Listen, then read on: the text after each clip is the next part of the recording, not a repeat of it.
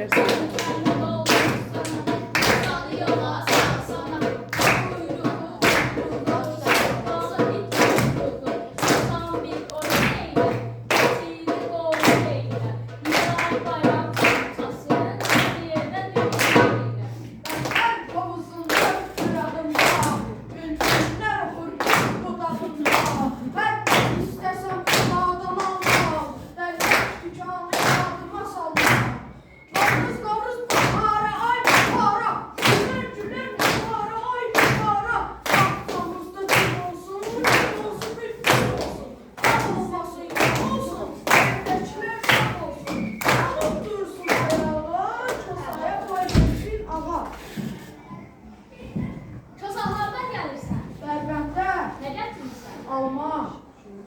Alman neylədir? Satdım.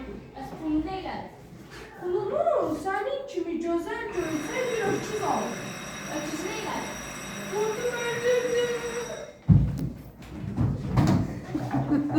Kasa oyan, oyan, kasa oyan.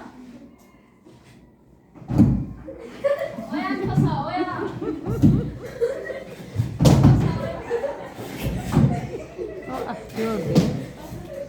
Qalk kasa qalk. Kasa indi gəl biz papaq ataq. Gəl atar.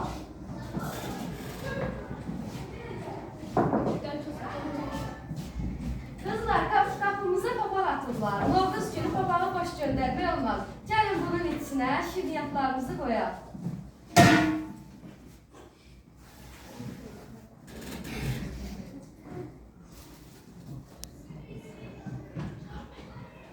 Benim oğlum.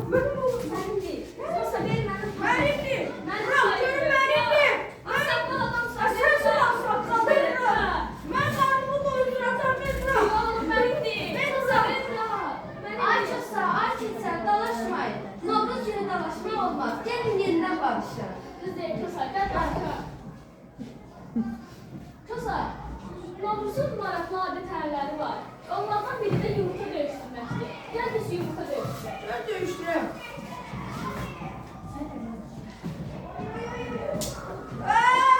Mən tutdum kasa, mən tutdum. Eşk olmaz. Gör ki İndi isə gəl gedək müəllimlərlə döyüşdürək. Çekeceğim.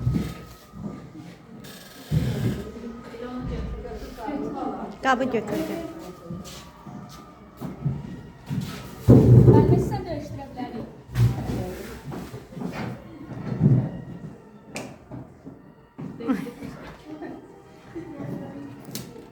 Yes, mən tuttum. Aferin.